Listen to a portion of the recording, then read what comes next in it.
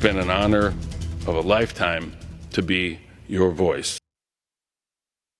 Final words from the House floor from Mid-Michigan Congressman Dan Kildee today, the last step in a path of a life of public service that began as a child as a volunteer for a campaign that shared his last name and passion for helping Mid-Michigan. It's been the honor of my lifetime to serve my hometown and the people of Mid-Michigan in Congress, and I'm so grateful to my constituents for putting your trust and your faith in me to represent you for the last 12 years. A life of public service that began by watching U.S. Congressman Dan Kildee, or Uncle Dale to Dan, who was just 10 years old when he got involved in his campaign. A man who set an example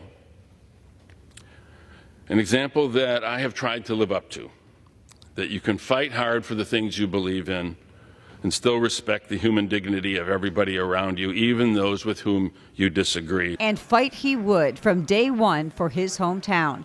Kildee succeeded his Uncle Dale in Congress in 2012 and says one of his biggest moments in office was standing up for Flint during the water crisis that put the city in the national spotlight, calling for a federal investigation of the lead-poisoned water. We need to get financial resources so that we can fund that nutritional support, early childhood education, repairing and replacing those lead service lines. Kildee would secure a $170 million aid package for real relief for Flint families living through the water crisis. What happened in my hometown wasn't an anomaly. It was a warning to the rest of the country that we've got to be serious about common sense regulations to protect public health. Kildee also fought for 4 years for the release of Flint native and former Marine Amir Hekmati and flew to Germany with Hekmati's family to be among the first to greet him and return him to U.S. soil.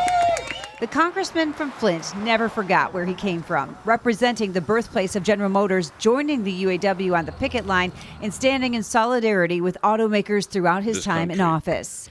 As I've said a few times in this chamber, I'm from Flint, my hometown. So I know firsthand about how unfair trade deals and the lack of an industrial policy has hurt working families in the communities that I represent. The sixth-term congressman has so many bright moments from his time in the chamber. You'll let us know. And endured one of his darkest, hiding inside the House gallery as supporters of President Donald Trump stormed the U.S. Capitol on January 6, 2021. This mob had broken through the barriers, overrun the police, and they were in the rotunda coming up down the hallway to the House floor. 5 people died during that attack. More than 150 officers were injured.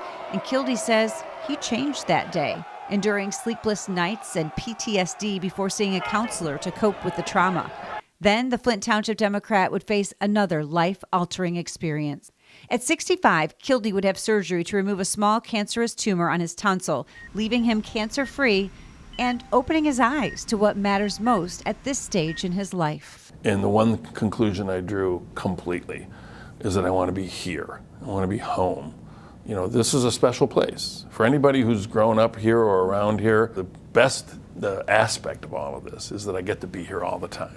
With your family. With my family. Stepping away from Washington will give him more time with his wife, 3 children, and 2 grandchildren.